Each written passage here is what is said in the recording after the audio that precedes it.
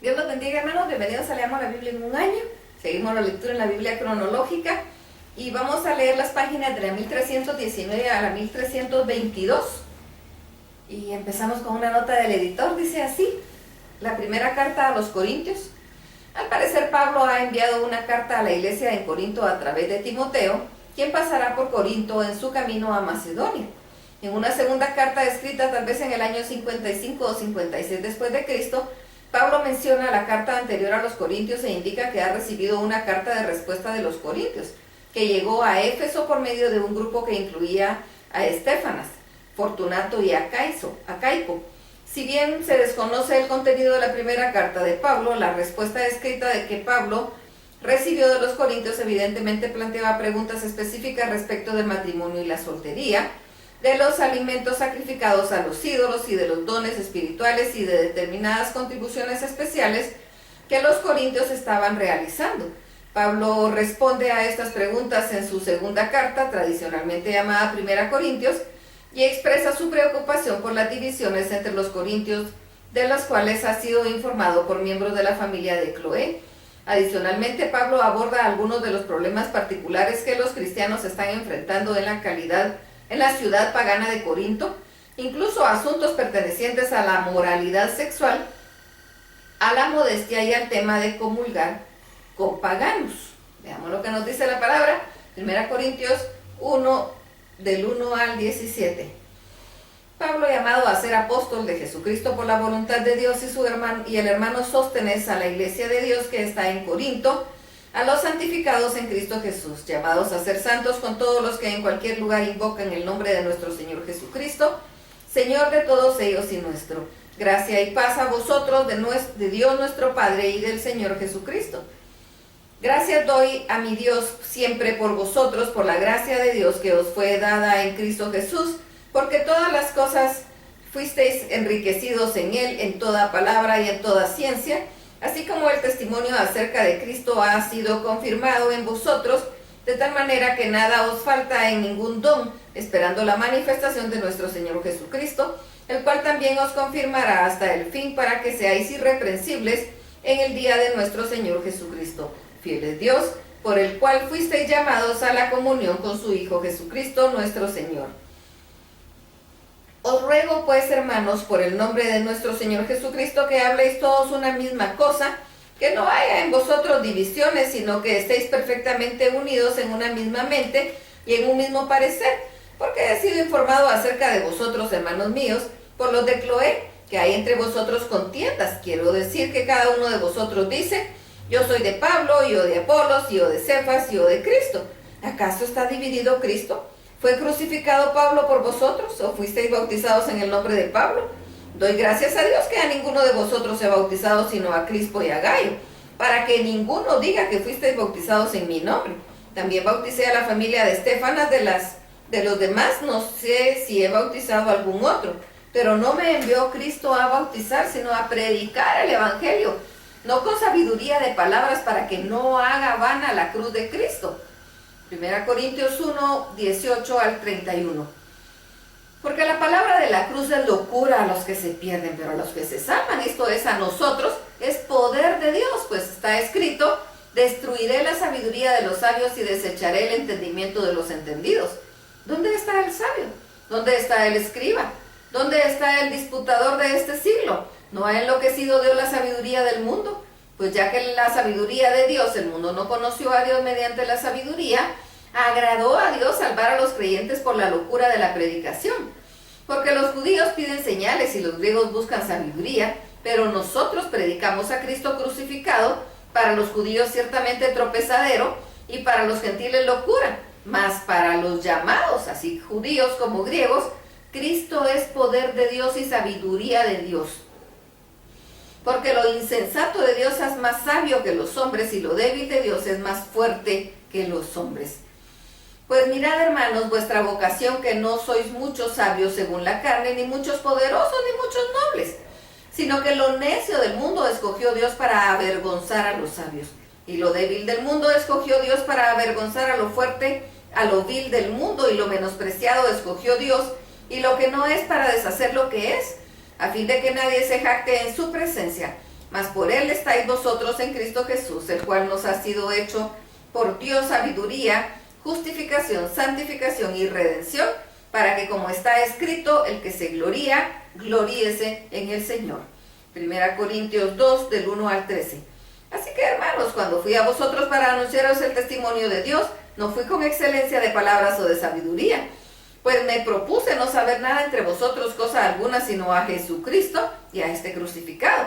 Y estuve entre vosotros con debilidad y mucho temor y temblor, y ni mi palabra ni mi predicación fue con palabras persuasivas de humana sabiduría, sino con demostración del Espíritu y de poder, para que vuestra fe no esté fundada en la sabiduría de los hombres, sino en el poder de Dios. Sin embargo, hablamos sabiduría entre los que han alcanzado madurez, y sabiduría no de este siglo, ni de los príncipes de este siglo que perecen, mas hablamos sabiduría de Dios en ministerio. La sabiduría oculta, la cual Dios predestinó antes de los siglos para nuestra gloria, la que ninguno de los príncipes de este siglo conoció, porque si la hubieran conocido, nunca habrían crucificado al Señor de gloria. Antes bien, como está escrito, cosas que ojo no vio, ni oído oyó, ni han subido en corazón de hombre, son las que Dios ha preparado para los que le aman. Pero Dios nos las reveló a nosotros por el Espíritu, porque el Espíritu todo lo escudriña, aún lo profundo de Dios, porque ¿quién de los hombres sabe las cosas del hombre, sino el Espíritu del hombre que está en él? Así tampoco nadie conoció las cosas de Dios, sino el Espíritu de Dios. Y nosotros no hemos recibido el Espíritu del mundo, sino el Espíritu que proviene de Dios, para que sepamos lo que Dios nos ha concedido, lo cual también hablamos, no con palabras enseñadas por sabiduría humana, sino con las que enseña el Espíritu, acomodando lo espiritual a lo espiritual. 1 Corintios 2, del 14 al 16. Pero el hombre natural no percibe las cosas que son del Espíritu de Dios, porque para él son locura y no las puede entender, porque se han de discernir espiritualmente. En cambio, el espiritual juzga todas las cosas, pero él no es juzgado de nadie. Porque ¿quién conoció la mente del Señor? ¿Quién le instruirá? Mas nosotros tenemos la mente de Cristo. 1 Corintios 3, del 1 al 23. De manera que yo, hermanos, no pude hablaros como a espirituales, sino como a carnales, como a niños en Cristo. Os di a beber leche y no vianda, porque aún no erais capaces, ni sois capaces todavía, porque aún sois carnales, pues habiendo entre vosotros celos, contiendas y disensiones, ¿no sois carnales y andáis como hombres? Porque diciendo el uno, yo ciertamente soy de Pablo, y el otro, yo soy de Apolos, ¿no sois carnales? ¿Qué pues es Pablo? ¿Y qué es Apolos? Servidores por medio de los cuales habéis creído, y esto según lo que a cada uno concedió el Señor. Yo planté, Apolo regó, pero el crecimiento lo ha dado Dios. Así que ni el que planta es algo, ni el que riega, sino Dios que da el crecimiento. Y el que planta y el que riega son una misma cosa, aunque cada uno recibirá su recompensa conforme a su labor. Porque nosotros somos colaboradores de Dios y vosotros sois labranza de Dios, edificio de Dios. Conforme a la gracia de Dios que me ha sido dada, yo como perito arquitecto puse el fundamento y otro edifica encima, pero cada uno mire cómo sobreedifica, porque nadie puede poner otro fundamento que el que está puesto, el cual es Jesucristo. Y si sobre ese fundamento alguno edificare oro, plata, piedras preciosas, madera, heno, hojarasca, la obra de cada uno será manifiesta, porque el día la declarará, pues el fuego será revelada, y la obra de cada uno, cual sea, el fuego la probará. Si permaneciere la obra de alguno que sobreedificó, recibirá recompensa, y si la obra de alguno se quemare, él sufrirá pérdida, si bien él mismo será salvo, aunque así como por fuego. ¿No sabéis que sois templo de Dios y que el Espíritu de Dios mora en vosotros? Si alguno destruyere el templo de Dios, Dios le destruirá a él, porque el templo de Dios, el cual sois vosotros, santo es. Nadie os engañe a sí mismo. Si alguno entre vosotros se cree sabio en este siglo, hágase ignorante, para que llegue a ser sabio, porque la sabiduría de este mundo es insensatez para con Dios. Pues escrito está, él pretende a los sabios en la astucia de ellos, y otra vez el Señor conoce los pensamientos de los sabios, que son vanos. Así que ninguno se gloríe en los hombres, porque todo esto es vuestro, sea Pablo, sea Apolo, sea Cefas, sea el mundo, sea la vida, sea la muerte, sea el presente, sea lo porvenir, todo es vuestro, y vosotros de Cristo y Cristo de Dios. 1 Corintios 4, 1 al 5. Así pues, téngannos los hombres por servidores de Cristo y administradores de los misterios de Dios.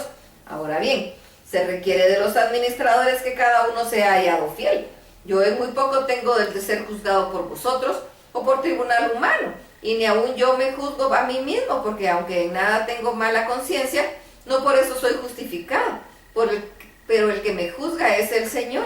Así que no juzguéis nada antes de tiempo hasta que venga el Señor, el cual aclarará también lo oculto de las tinieblas y manifestará las intenciones de los corazones, y entonces cada uno recibirá su alabanza de Dios. 1 Corintios 4, del 6 al 21. Por esto, hermanos, lo he presentado como ejemplo a mí y en Apolos por amor de vosotros, para que en nosotros aprendáis a no pensar más de lo que está escrito, no sea que por nuestra causa de uno os envanezcáis unos contra otros, porque ¿quién se distingue? ¿O qué tienes que no hayas recibido? Y si lo recibiste, ¿por qué te glorías como si no lo hubieras recibido?